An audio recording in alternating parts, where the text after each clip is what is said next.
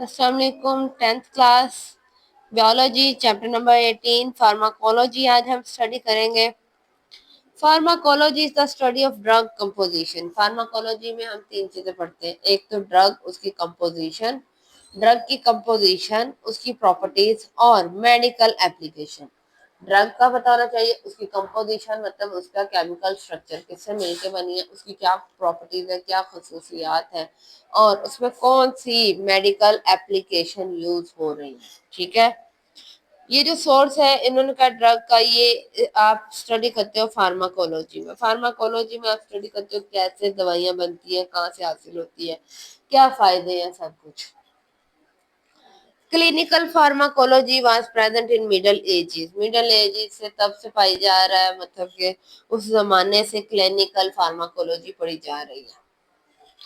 Early pharmacologist जो है, आजकल के जो फार्माकोलॉजिस्ट हैं वो नेचुरल सब्सटेंस पे, जैसे कि पौधों से जो चीजें निकाल रहे हैं और उससे मेडिसिन बना रहे हैं, उस पे ज्यादा फोकस कर रहे हैं। ठीक है, पहले क्लिनिकल था, अब क्या नेचुरल। फार्माकोलॉजी जो है ये 19वीं सदी में फार्माकोलॉजी 19वीं सदी में डेवलप हुई थी एज अ बायोमेडिकल साइंस के तौर पे। बायोमेडिकल साइंस के तौर पे 19वीं सदी में फार्माकोलॉजी का कॉन्सेप्ट आया था। ठीक है, अद्वियात बनाना ये सारा। अब हम बात कर लेते हैं ड्रग्स। अभी आपने कहा कि फार्माकोलॉजी में आप ड्रग की कंपोजिशन और क्या पढ़ते हो, उसकी प्रॉपर्टीज। तो पहले ये तो जान लो कि ड्रग्स क्या है।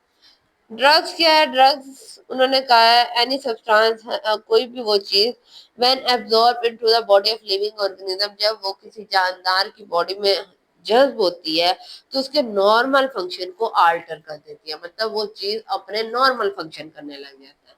एक ऐसी चीज बेटे, एक ऐसा सब्सटेंस, एक ऐसा क्या कह सकते हैं केमिकल्स, जो इंसान की बॉडी उसे एब्जॉर्ब करती है और अपने नॉर्मल फंक्शंस करना शुरू कर देती है, उसको ड्रग कहते हैं। ड्रग को उन्होंने कहा ब्रॉडली क्लासिफिकेशन की बात करते हैं तो ड्रग्स दो तरह की होती है, एक फार्माक्यूटिकल और एक एडिक्टिव।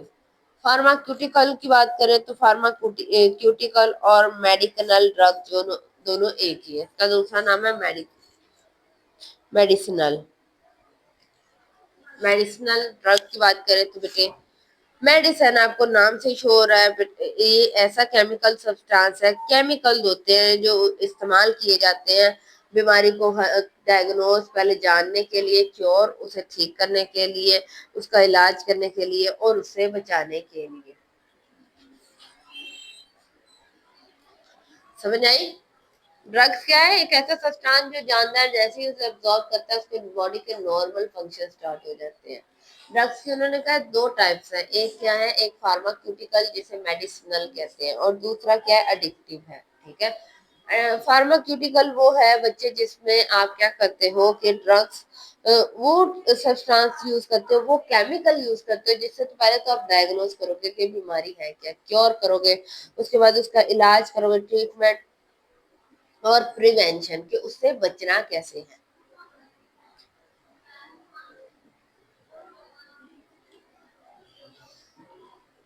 अब एडिक्टिव ड्रग की बात करें तो कुछ ड्रग्स जो हैं बच्चे वो पर्सनल डिपेंडेंट, इंसान उस पर डिपेंडेंट हो जाता है, उसका शिकार। एडिक्ट मतलब उसकी आदत पड़ जाती है, इंसान को उसका आदी हो जाना, किसी चीज पर डिपेंड करने लग जाना।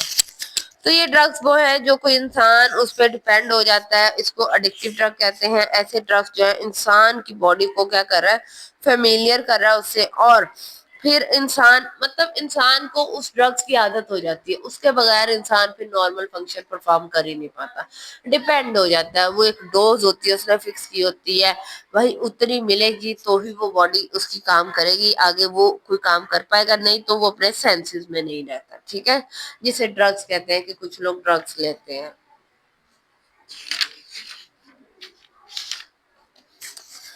उसके बाद उन्होंने कहा है कि pharmacology is not cinemas with pharmacy.